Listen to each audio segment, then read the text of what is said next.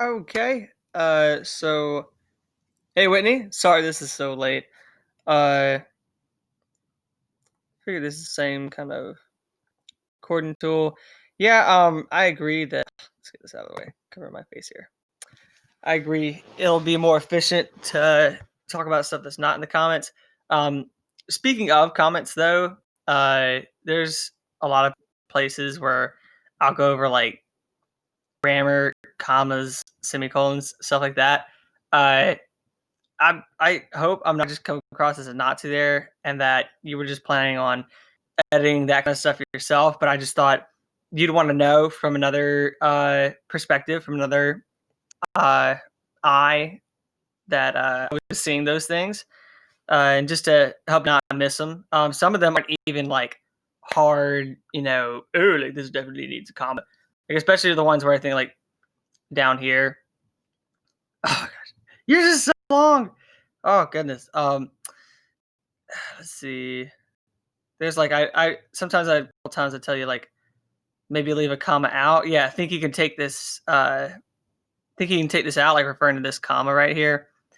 That's like I don't even think that's like a hard rule or anything. Just like I saw like you didn't have a subject, and blank considered house. Like you didn't say and I considered house. So um, just things to consider. Like I really hope that you're not uh, taking those hard. And like I put a smiley face next to needs a comma next to some. So I was trying really hard, like not to come off mean or overbearing or anything like that. So I really hope that those just help you.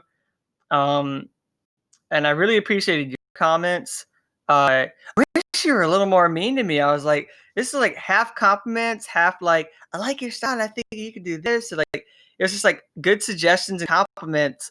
I really wish like you had some mean stuff to say, like tear my thing apart a little more. I uh, make me feel better leaving any comments for you because that's just how I do with criticism. I'm like hey, like lay it on me. So I think that for the most part, you had a really good stuff. Especially we're taking in mind trying to emulate these journals, these English journals, and sort of that voice. Yours is very much what I was kind of going for. I'm sure you saw it in mine. Kind of having a more like personal voice and not being so academic with it. You do that great here, and at times, let's see. I think sometimes I tell you to like scale it back a bit. Uh, like you were telling me, like a little more, a little more. I think there was like just 1 or 2 times that I would tell you, like maybe you could have a little less. Maybe it's right here. Let's see, something I'm trying in my own piece.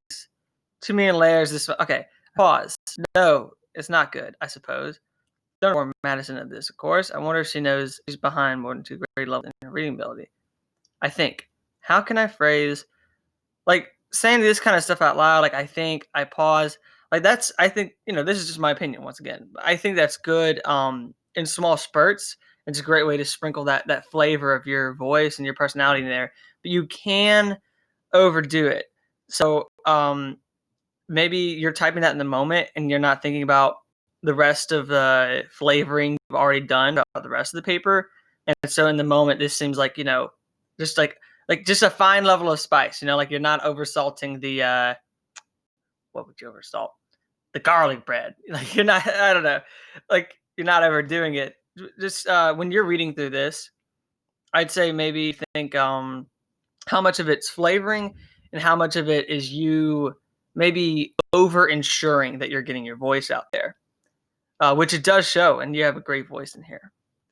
I think the other things, mainly want to talk about the end here.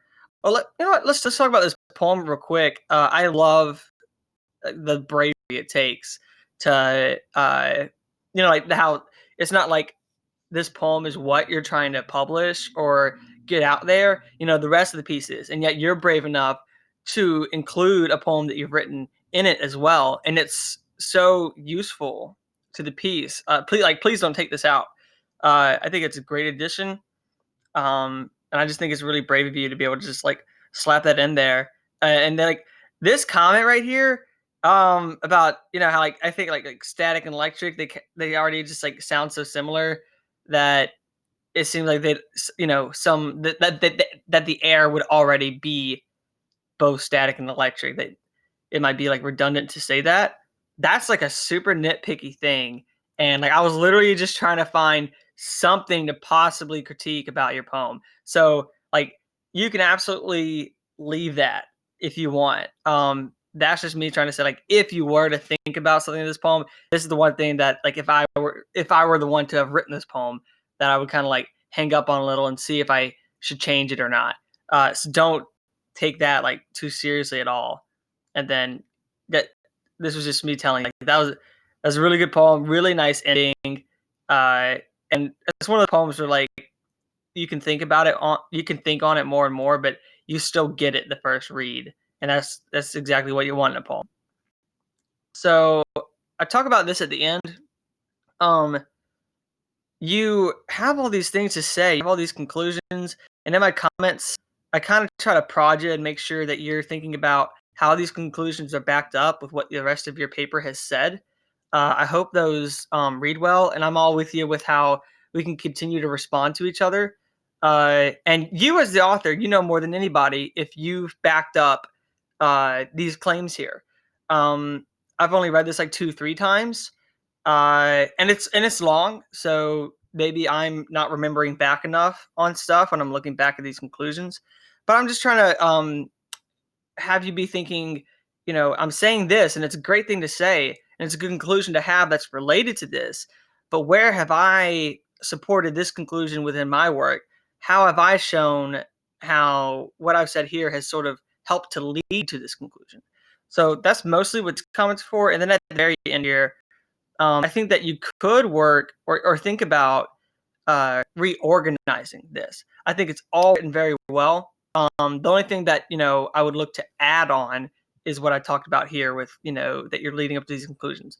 But other than that, your paper's fantastic, and I think that the only other thing to think about is possibly reorganizing it. I think like I make some suggestions here, and I don't know how well in that little text box I'm able to make those suggestions, but say your story right here. You're telling this short story, and you have so many things to bounce off of with this short story. So many areas where you can notice and be like and learn from what you're saying is happening in different parts of the short story of yours. And I think that if you like maybe chose a moment to pause there and see how you're not indenting these, so you can kind of tell from the style that you're still reading the short story because there's no indents in the first paragraph, and the only ones that are different from that is these kind of lines of dialogue that get indented down. So I know when I reach here in that indentation that like I've reached this is like after the story and we're back to like the paper. So you can maybe use that to intersperse these kind of thoughts and the conclusions that you reach at the end throughout the telling of this short story. So that's just one idea that you could pause your short story every now and then and go ahead and talk about why this or that leads to your conclusions. I think that's one different way that you could do it. So that's about all I have for you as far as like explaining my comments. I feel like the rest would just sort of be, looking at each comment and adding a little more context to it. I feel like I've already gone over. Hopefully, I've gone over the comments that would need more context, like you not worrying too much about the poetry comment and stuff like that, and uh, that these smiley faces hopefully helped with some of the grammar comments. Um, yeah. So, and there like a couple of times when, and I'm sure you might have just noticed this yourself, but you say my mentor teacher, and then later, like down here, you say Angela, and I kind of connected that and was like, oh, well, that must be the mentor teacher that she's talking about. And I assume that that's what it is. But if you just like, say here, I looked up at my mentor teacher, comma, Angela, comma, then we know exactly who you're talking about when you mention Angela down here. And there might be like one other instance of that where you name someone and I'm like, wait, who is that? Or I think you name a book and I'm like, wait, what is that book? I think it was Fiesta. I make a comment there. So just make sure that mentioning things that they have their introduction and that whereas you're the one that already has all this context in your head, that you're not forgetting to let the readers have that context as well. Sometimes as writers, we're just typing away and trying to get all these thoughts on paper with these rough drafts that can just go over our heads. So I really hope these help. Your comments were a great help to me. If you want to go back and get some of that meanness out, I could use it. That could help. But if you really do feel like there was hardly anything else to critique, then I guess I'll just take that as one big compliment. Uh, and I'm so sorry this is late. I'll tell you more in when I send this to you in an email. Uh, why this was so late. I really wish I could have got this to you sooner, but I'm glad that I hope you were able to look at the comments before I made this video at least. And that I got the comments out to you as soon as I could. So, but okay, so I guess if I press that, it just okay. All right, bye, Whitney. I'll figure out how to end this recording properly. I guess I'll get this uploaded. It's way too long. I'm so sorry. All right.